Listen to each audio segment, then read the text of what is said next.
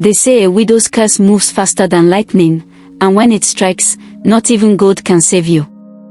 This is how Prince Dara, the most powerful man in Lamora, made a mistake that turned the whole kingdom upside down. Lamora was a rich and beautiful city. Big roads, tall buildings, fancy cars, expensive shops. Everyone dressed like they were in a music video. Even the streetlights looked like gold. But in this same city, some people were suffering. They had no food, no light, no peace. And the most powerful man in the whole city was Prince Dara. He was not yet king, but he already acted like one.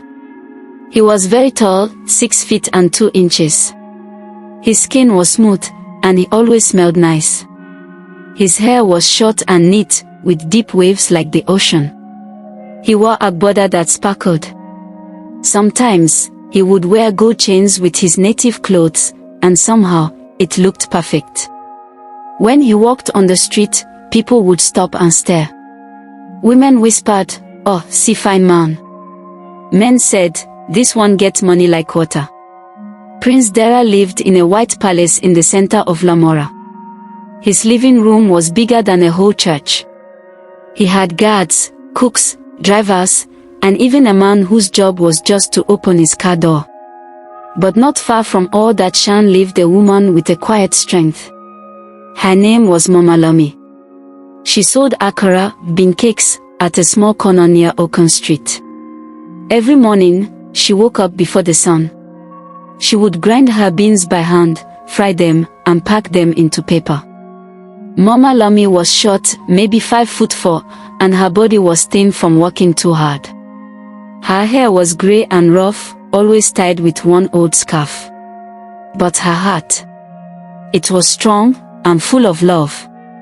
Her only child, Mina, was sick. Very sick. One day at school, Mina fell and couldn't walk again. The doctor said she needed a big surgery. The price? 900,000 Nigerian nairas. Mama Lomi did everything to find the money. She sold her wrappers. She ate less. She prayed. And after many months, she saved 800,000 Nigerian nairas. Only 100,000 Nigerian nairas more to go.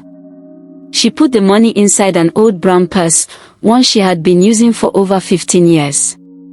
That purse was her bank, her prayer, her hope. And one day, she decided to go to the palace, to beg the prince. The palace gate was big and shiny. 2 strong guards stood there, looking proud. Mama Lomi walked up slowly, holding her purse close to her chest. "Please," she said. "I want to see the prince." The guards laughed. "Do you have appointment?" She shook her head. "No, but I need help for my daughter. Please." Before they could answer, a black Rolls Royce drove in and stopped. The car door opened slowly. And Prince Dara stepped out. His clothes were white and gold. His shoes looked more expensive than some people's houses. He had AirPods in his ears, and he didn't even look at the guards. Mama Lomi dropped to her knees. "My prince, please help me," she said, her voice shaking. "My daughter is sick. I have 800,000 Nigerian nairas. I need 100,000 Nigerian nairas more for her surgery." Prince Dara stopped. He looked at her. "You have 800,000 Nigerian nairas?" "Yes, sir," she replied, carefully opening the purse to show him. He smiled. But it was a strange smile. "Give me the money. I'll add what's left and send someone to the hospital. Don't worry, your daughter will be fine." Her eyes widened with hope. "God bless you, sir." She handed him the purse. Her hands were shaking. It was her whole life in that bag. Dara took it. He nodded. "Wait here." Then he turned and walked into the palace. Mama Lomi waited outside. 1 hour. 2 hours. 3 hours. Nothing. She asked the guard, "Please, where is the prince?" The guard looked at her and said, Madam, Prince don't travel go Abuja since morning. Her body became weak. She fell to the floor. Her money was gone. Her daughter was still sick. Her heart was broken. Inside the palace, Dara threw the purse on a white sofa. Kobe, he shouted to his friend. Remind me to give that money to some orphanage later. Or maybe I'll use it for Friday's club night. Kobe, his best friend, frowned. That woman was crying, bro. You sure she'll be fine? Prince Dara rolled his eyes. Everybody's always crying. I beg. Suddenly, the air changed. A strange cold breeze entered the room even though all the windows were closed. The chandelier above them shook slightly. Dara paused. What was that? Kobe looked around. I don't know. But somewhere outside, on a lonely road, Mama Lomi stood up slowly. Her hands were empty. Her eyes were dry. But her lips moved. She didn't shout. She didn't scream. She simply whispered into the wind. If there is still justice in this world, may he feel my pain. And more. The night after Prince Dara took Mama Lomi's money, Lamora City was calm. Cars moved, clubs played loud music, and lights shone everywhere. But inside the White Palace, something had changed. Prince Dara sat on his velvet couch. His agbada was open, and he was scrolling on his phone. Kobe, I need a new chain for Friday's party. Silver or gold? He asked, not looking up. Kobe was quiet. He was sitting on the other side of the room, staring at the brown purse on the table. Bro, you haven't returned the money, he said softly. Which money? Dara asked, sipping his drink. The widow's money. Dara hissed. I beg, no start. If I give everyone money, I go turn beggar too. She said she had 800,000 Nigerian nairas. I'm sure someone else will help her. Kobe didn't answer. The room felt cold again. He folded his arms and looked around. Did you feel that breeze just now? Dara paused. All the windows are closed. Must be the AC. But deep down, Dara knew something didn't feel right. That night, he couldn't sleep. Every time he closed his eyes, he saw Mama Lomi's face. Tired. Dusty. Hopeful. And the way her hands shook as she gave him that purse. Meanwhile, at the other side of Lamora, Mama Lomi sat beside her daughter's bed. Mina was awake, but weak. Mommy, did the prince help us? She asked, voice low. Mama Lomi smiled. But it wasn't real. He said he will, my child. We just have to wait and believe. Mina nodded. She trusted her mother more than anyone. But Mama Lomi knew the money was gone. She had no one left to call. She had already begged everyone she knew. She had prayed, cried, fasted. And now, silence. The next morning, something strange happened at the palace. When Dara woke up, the brown purse was no longer on the table. Kobe, he shouted. Did you move that old bag? No. I haven't touched it. They searched the whole palace. Nothing. Maybe one of the maids took it. Dara asked. Nobody comes into this room without your order, remember? Kobe said. Dara didn't reply. His chest felt heavy. That evening, he went out with his friends. Big party. Loud music. Everything seemed normal. Until he tried to swipe his card at a VIP lounge. Declined. He laughed. Try again, my guy. Declined. Again. Call the bank, he said, joking. Few minutes later, his PA came running. Oga, something is wrong. All your accounts are frozen. What? Why? They said there's a mistake with your identity. They are investigating. Dara's mouth opened slightly. I'm Prince Daryl. I have nothing to hide. But as he stepped out of the club that night, he felt eyes watching him. The next day, the news broke.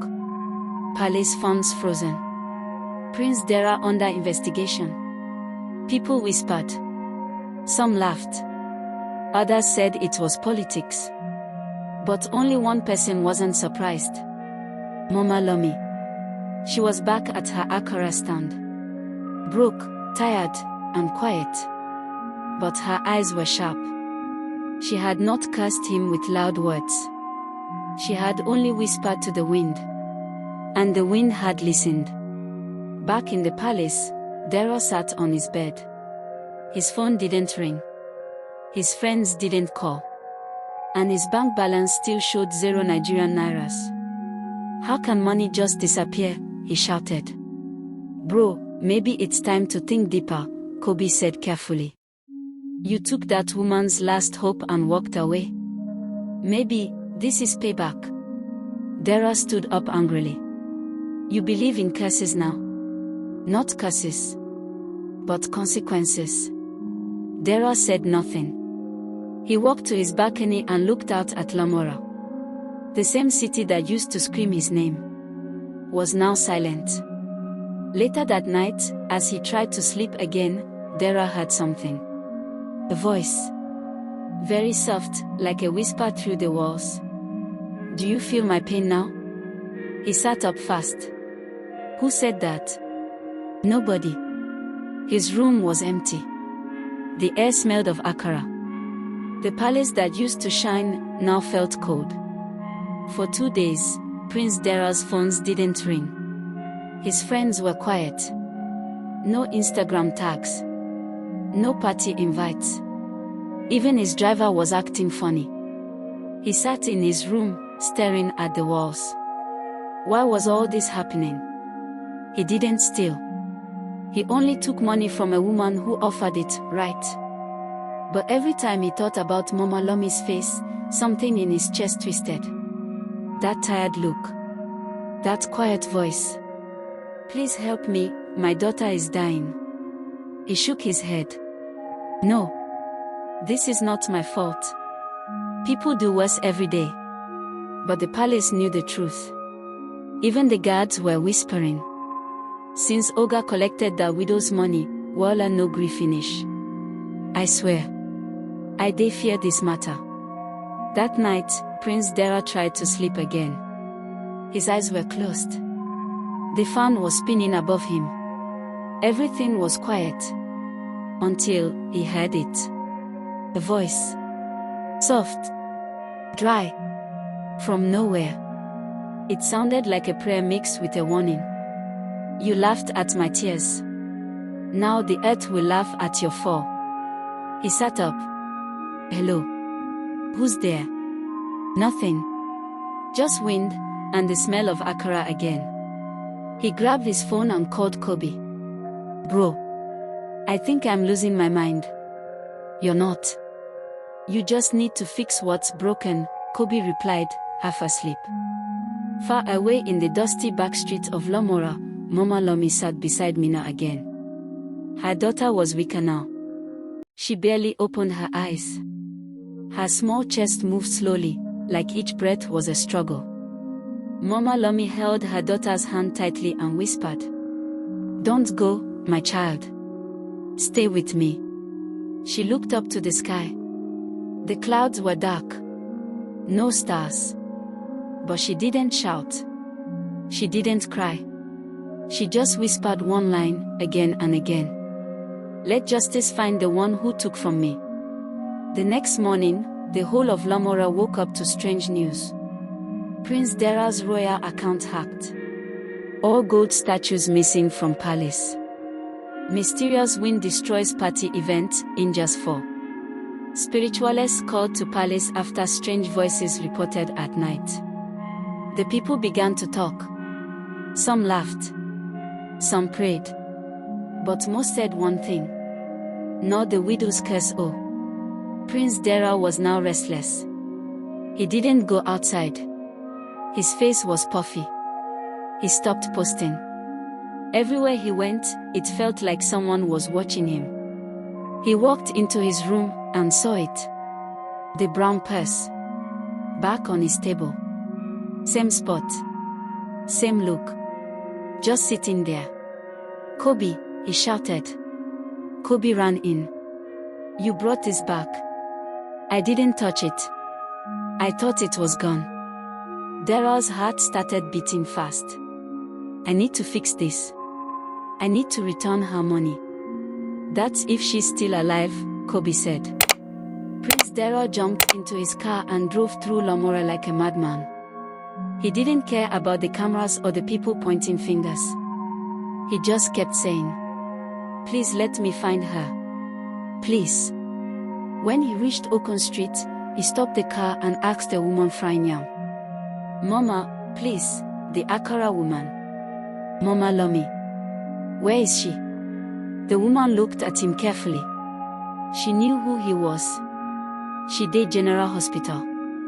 Her daughter almost died last night. Daryl's heart sank. He rushed to the hospital. The nurse at the counter didn't smile. "Room 12. But don't cause trouble," she said coldly. He walked slowly. His agbada was shaking from the AC, or maybe from fear. When he opened the curtain, there she was. Mama Lomi. Sitting beside Mina, who now had tubes on her arms. She didn't look at him. She just stared straight ahead. Daryl stepped forward. "Mama. I came to return your money. I came to beg." No answer. "I was wrong. I was selfish. I thought I was bigger than life. But now, everything is falling apart." Still silence. He knelt down beside her bed. "Please. I don't deserve your forgiveness, but I came anyway." Mama Lomi turned her head slowly and looked at him. Her eyes were not angry. And somewhere, a baby was crying in the distance. They were tired. "The money is gone," she said quietly. "But I hope your heart is not." She stood up. Walked out. Left him there. Alone. That night, Daryl sat outside the hospital for hours. No guards. No friends. No cameras. Just the streetlights and regret. The sun was just rising over Lamora City, but Prince Daryl hadn't slept. He was still sitting on the bench outside the hospital. His white agbada was wrinkled. His gold wristwatch was gone. He sold it earlier to help pay for Mina's treatment. But it was too late. Or so he thought. Inside the hospital, Mama Lomi stood beside her daughter's bed. Mina's body was cold. Her hands were still. The nurses had tried everything. The doctors did their best. But when the machines went quiet, so did the room. Mama Lomi didn't scream. She didn't faint. She just closed her eyes and whispered. She was all I had. She walked to the window, opened it slightly, and spoke again. Let her soul rest. But may the one who caused this carry the weight. A cold wind entered the room. The curtains moved slowly. Then stopped. Downstairs, Daryl got a message on his phone. I'm sorry. Mina didn't make it. His heart stopped. He looked up at the sky. It was cloudy. No birds. No sun. Just silence. No. This can't happen, he said, tears pouring from his eyes. This was not supposed to be the end. He had brought the money. He had apologized. He wanted to change. But sometimes, change comes after damage is done. A few days later, a small funeral was held in a quiet part of Lamora. Only a few neighbors came. No music. No noise. Just a mother burying her only child. Prince Daryl stood far away. He didn't wear his agbada. He didn't arrive in a Rolls Royce. Just a black shirt and dark glasses to hide his swollen eyes. After the funeral, he walked to Mama Lomi. Please, He said, voice shaking, tell me what to do. I'll give you my house, my cars, my land, anything. Just tell me how to make it right. She looked at him. Her eyes were red, but her voice was calm. You still don't understand. What don't I understand? He asked. Money can't buy peace. It can't return life. It can't fix a broken soul. What you took wasn't just money. It was hope. Then how do I repay? He begged. She paused. Then, for the first time, she smiled. Not with her lips, but with her eyes. If you want peace, then give what you never gave before. Which is yourself. That same week, something wild happened in Lamora. Prince Dara vanished. No one saw him at events. His social pages were deleted. Paparazzi stopped following him. Some said he ran away. Others said he was hiding. But the truth? He had moved into Mama Lomi's old neighborhood. Not to show off, but to serve. He opened a small free clinic in Mina's name. Donated blood. Carried water. Served food with his own hands. No cameras. No press. Just real help. Every day. And slowly, people began to talk again. Is that really Prince Dara washing toilets? He donated 2 million Nigerian nairas to the school roof. He sponsored 10 surgeries last month. Mama Lomi watched from her Accra stand. She never said a word. But she saw everything. One evening, while closing her store, a small girl walked up. Mama, the man at the clinic said to give you this. The girl smiled. It was a small note. Written in neat handwriting. I can never return what I stole. But I can spend the rest of my life serving who I ignored. In memory of Mina, the girl who saved the prince from himself. Mama Lomi wiped her eyes quietly. May peace follow him now, she whispered. And for the first time in months, she looked up at the sky and smiled. The next morning, the purse appeared again. On Dara's bed. Same old brown leather.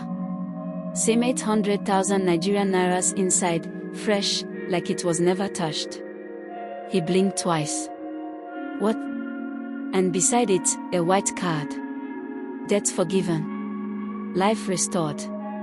But remember, if you ever forget again, I will return. The wind Prince Dara was no longer a prince. Not by title. Not by money. Not by palace life. But something else had returned, something he didn't even know was missing. His soul.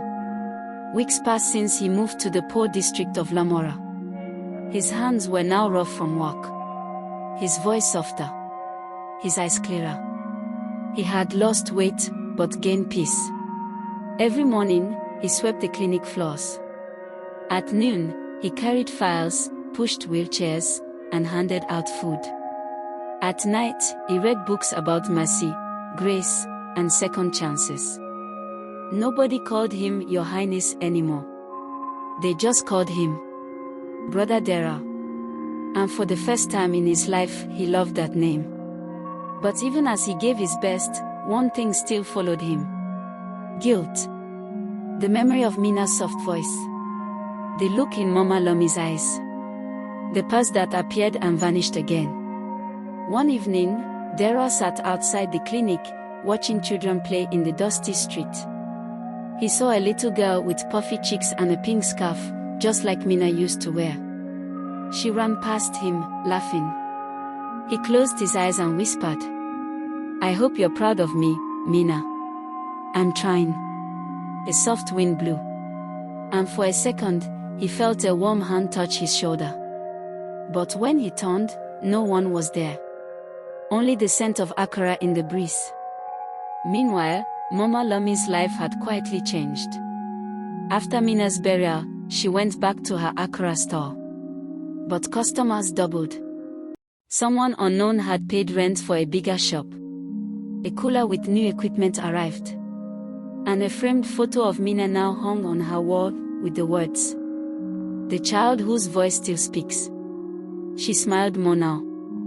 But she still didn't talk much. Until one day, she saw Dara walking by. Their eyes met. This time, she nodded. Not as a mother in pain, but as one who had forgiven.